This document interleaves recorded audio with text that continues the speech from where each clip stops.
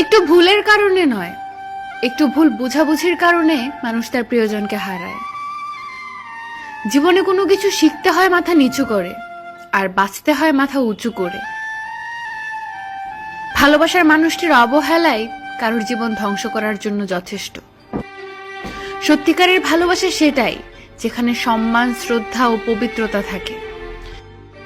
নিজের বাড়ি ভালো হোক কিংবা খারাপ হোক, নিজের বাড়ির মতো শান্তি কোনো রাজপ্রাসাদেও পাওয়া যায় না।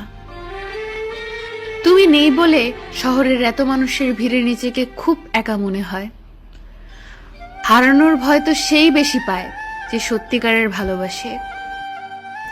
আগের মতো সবকিছুই আছে, আমিও আছি, তুমিও আছো, কিন্তু নেই সেই আগের মতো ভালোবাসা। না পাওয়া কিছুর জন্য কষ্ট হয় না, কষ্ট হয় পেয়ে হারানোর জন্য।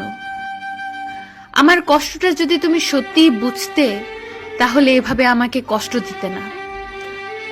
হয়তো কখনো একদিন তুমিও জানবে আমি জন্মেছিলাম শুধু তোমার জন্য। কারো অবহেলা পাওয়ার চেয়ে একা একা থাকা অনেক ভালো। একা থাকা অনেক ভালো, কারণ একাকিত্ব কখনো বিশ্বাসঘাতকতা করে না।